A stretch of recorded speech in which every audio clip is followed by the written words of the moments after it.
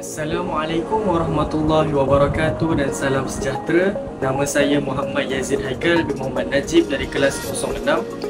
Persediaan PISMP ambilan Jun 2023. Hari ini saya akan membentangkan serba sedikit berkenaan dengan perincian terhadap hadis dhaif dan hadis maudhu' dalam perbahasan kelebihan beramal ataupun fadailul amal.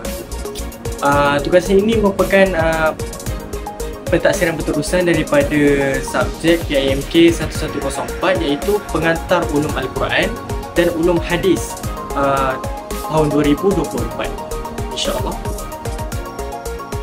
Baik, tanpa melengahkan masa, kita pergi kepada poin yang pertama iaitu pengenalan tentang apa itu hadis. Baik, hadis dari segi bahasa adalah merujuk kepada pemberitahuan, dan kata jamaknya adalah ahadis. Kemudian dari segi istilah, perkara yang disandarkan kepada Rasulullah SAW sama ada dari sudut perkataan, perbuatan, takrir, sifat, pengakuan serta akhlak. Hadis juga boleh merujuk kepada perkara yang disandarkan kepada para sahabat serta tabi'in. Kemudian autoriti hadis ni saya sertakan 4 perkara, iaitu pertama, hadis ini berfungsi sebagai sumber hukum kedua selepas Al-Quran. Kemudian hadis juga berperanan sebagai menguatkan hukum-hukum yang terkandung dalam Al-Quran. Yang ketiga, menasahkan dan membatalkan hukum yang terkandung dalam Al-Quran. Dan yang terakhir sekali, memperincikan cara pelaksanaan ibadah yang termaktub dalam Al-Quran. Baik, kategori hadis ni kita boleh tengok daripada dua sudut. Yang pertama, hadis maqbul, yang kedua hadis mardud.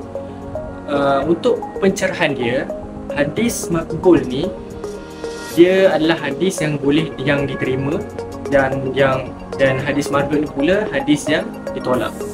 Baik, pecahan untuk hadis maqbul ni terbahagi kepada dua, iaitu kebanyakannya adalah terdiri daripada hadis sahih dan hadis hasan. Yang untuk hadis mardud pula adalah hadis dhaif. Untuk definisi hadis maqbul secara lebih mendalam, kita boleh tengok di sini adalah hadis yang boleh dijadikan hujah serta wajib beramal dengannya. Jadi di sini terdapat beberapa syarat hadis maqbul itu sendiri. Pertama, mestilah bersambung sanad, iaitu berlaku daripada awal sanadnya hingga ke akhir sanadnya, iaitu selamat daripada gugurnya perawi walaupun seorang. Kemudian hadis tersebut mestilah diriwayatkan oleh perawi-perawi yang adalah, iaitu Muslim, baligh, berakal, tidak fasik, tidak berdusta serta menjaga maruah dirinya. Kemudian hadis tersebut mestilah dhabit, sempurna hafalan sama ada daripada aspek dada ataupun tak. Kemudian hadis ini juga tiada syaz, iaitu ataupun pencanggahan, yang mana hadis ini tidak bertentangan, sesuatu hadis itu tidak bertentangan antara seorang perawi yang diriwayatkan hadis tersebut dengan perawi yang lebih sikah daripada itu. Kemudian yang terakhir sekali, tiada ail. Hadis selamat daripada sebarang kecacatan, sama ada zahir, tersembunyi atau sukar diketahui. Baik, untuk hadis dhaif, pengertian daripada segi bahasa adalah dhaif itu bermaksud lemah. Lawan kepada perkataan al-qawi, iaitu kuat. Hadis dhaif dari sudut istilah kita boleh tengok ialah hadis yang kehilangan salah satu daripada syarat hadis yang hadis-hadis maqbul tu. Kemudian hadis dhaif juga bermaksud hadis yang tidak mempunyai ciri-ciri hadis hasan dan hadis sahih. Sebab hadis sahih dan hadis hasan ni bukan hadis maqbul. Kita dah tengok tadi. Antara pendapat dalam hukum beramal dengan hadis dhaif ini kita boleh pecahkan kepada 4. Sebahagian ulama berpendapat bahawa beramal dengan hadis dhaif itu digalakkan khususnya dalam bab fadail amal, targhib dan tahrib, tetapi dengan syaratlah.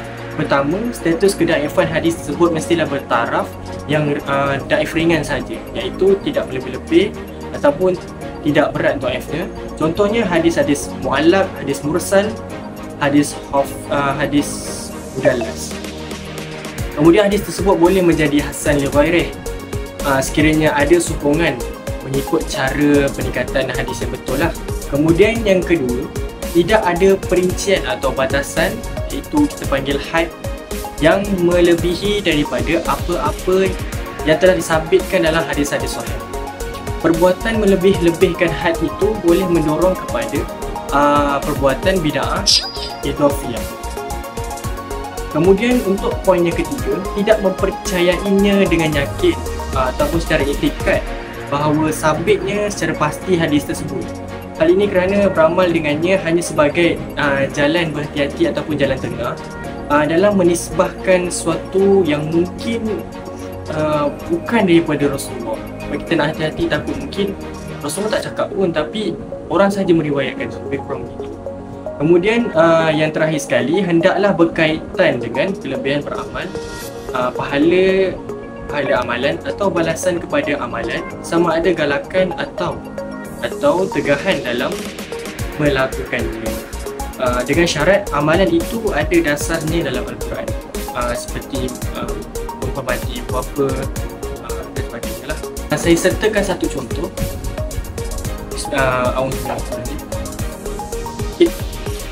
Hadis dhaif ini, saya sertakan satu contoh hadis dhaif di sini. Utlubul ilma walau bisin fa innahu faridatun ala kulli muslim. Kita selalu dengar hadis ni kan, iaitu maksudnya carilah atau tuntutlah ilmu walaupun ke negara Cina. Sungguhnya menuntut ilmu itu wajib ke atas setiap muslim. Jadi saya highlightkan benda merah ni sebab nak menyatakan bahawa konflik ataupun masalah yang sekarang ni adalah pada ayat yang pertama, iaitu utlubul ilma walau bisin. Yang ayat kedua tu sebenarnya tak ada masalah pun, tapi kita tengok sekali lagi. Huraian dia, pendapat ulama pertama, Imam Ibn Jauzi menyatakan bahawa hadis tersebut adalah palsu dalam kitab Al-Mawdu'at. Kemudian Imam Ibn Hibban dalam hadis ini batil serta tiada usul bagi dalam kitab Al-Mujrihin. Kemudian Imam Baihaqi matannya masyhur, sanadnya adalah dhaif dalam Syi'ab Al-Iman. Kemudian tahrij hadis ni dikeluarkan oleh Ibnu Hibban, Abu Hatim Muhammad bin Hibban bin Ahmad dalam kitab Al-Majruhin jilid 1 halaman 489. Kemudian kedua, kita boleh tengok juga ada juga dikeluarkan oleh Imam Ahmad, Abu Abdullah Ahmad dalam kitab Al-Muntakhab min Al-Ilal Al-Khilal Lil-Khilal pada muka surat 109. Di sini dalam riwayat Imam Ahmad, hadis tersebut dihukum sebagai munkar dan periwayatannya daripada Anas bin Malik. Untuk huraian terperinci berkenaan dengan hadis ini, kita boleh lihat bahawa ada perawi yang cuba mengangkat hadis ini sebagai hadis hasan, tetapi hanya untuk ayat kedua saja. Hal ini kerana pada ayat pertama terdapat perawi yang bernama Abu Atikah, iaitu perawi yang lemah ingatannya. Jadi menurut pandangan Dr. Rozaimi menegaskan bahawa beliau tidak boleh diiktiraf sebagai ulama hadis kerana beliau ni sifatnya sering melakukan kesalahan ketika meriwayatkan hadis-hadis daripada Rasulullah SAW.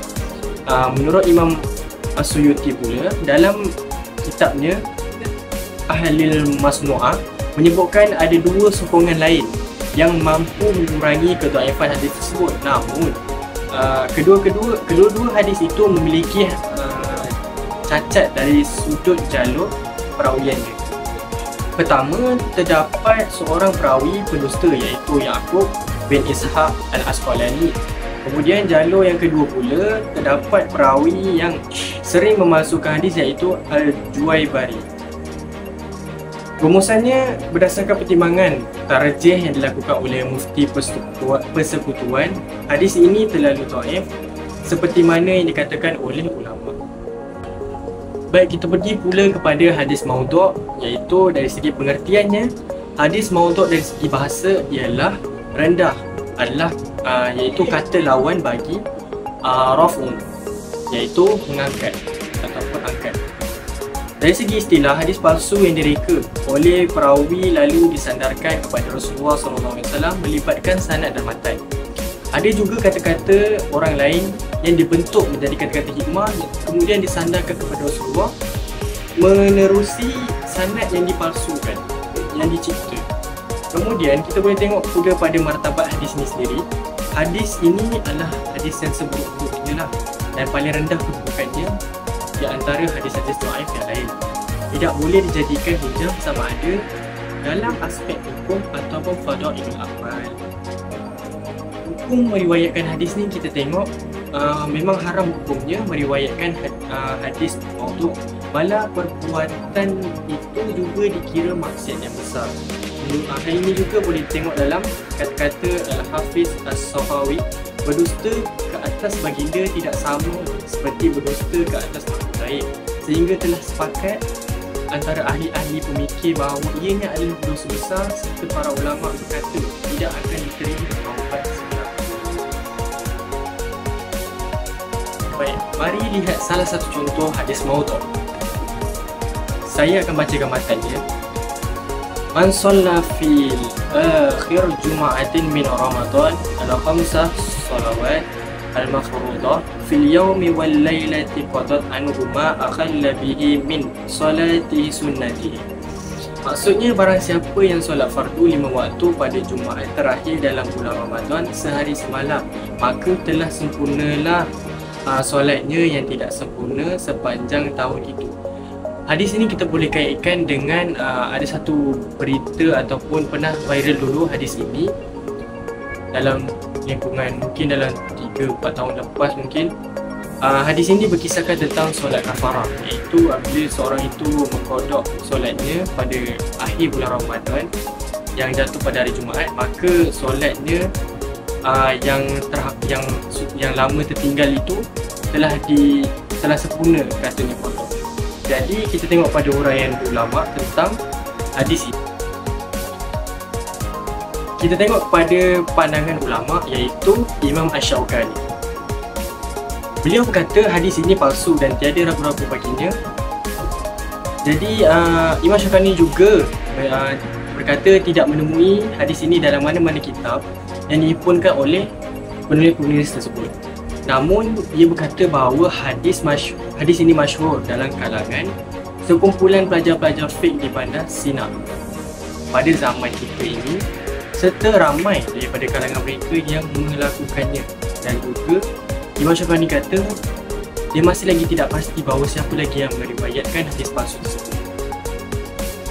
Semoga Allah SWT memburukkan para pendusta terhadap hadis Nabi, kata Imam Syafi'i. Jadi tahrij hadis ini kita boleh lihat dikeluarkan oleh Al-Syaukani, Muhammad bin Ali bin Muhammad Al-Syaukani dalam kitab Al-Fawaidul Majmu'ah pada halaman 54.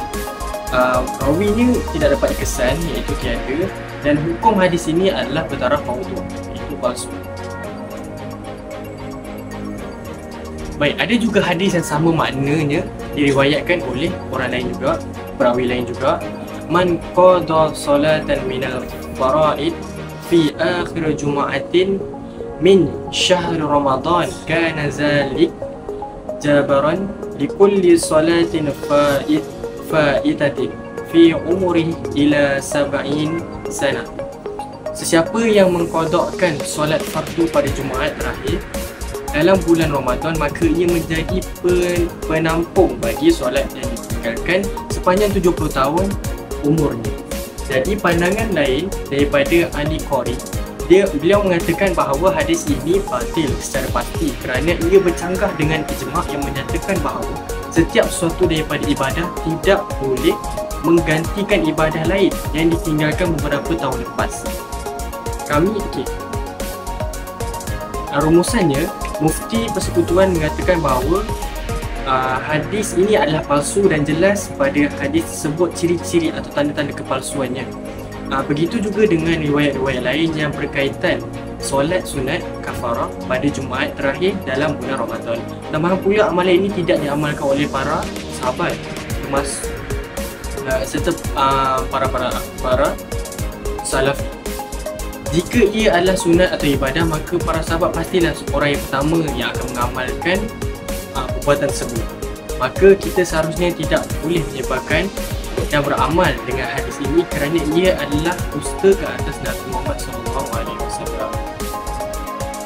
Alhamdulillah, kita dah tengok sedikit contoh berkenaan dengan hadis maudhu' dan hadis dhaif. Jadi sebelum kita menutup tirai, izinkan saya untuk berkongsikan satu hadis daripada Rasulullah SAW, iaitu matanya, man kazaba alayya falyatabawwa maq'adahu minan nar. Barang siapa yang berdusta di atas nama, maka siaplah tempatnya di neraka gelap. Hadis riwayat Bukhari 107. Hadis ini secara ringkasnya, hadis ini menyatakan bahawa kita sememangnya tidak boleh untuk menyebarkan sebarang hadis yang ada unsur-unsur kepalsuan dalamnya. Hal ini termasuklah perbuatan kita yang sewenang-wenangnya dalam menyebarkan apa jua yang sampai kepada kita tanpa soal sidik ataupun meneliti terlebih dahulu hadis-hadis yang sampai. Jadi untuk itu, iktibarnya kita seharusnya meneliti dulu hadis ataupun status hadis serta kualiti hadis tersebut sebelum kita menyebarkannya kepada orang lain untuk beramal dengannya. Sekian wabillahi taufiq wa hidayah. Wassalamualaikum warahmatullahi wabarakatuh.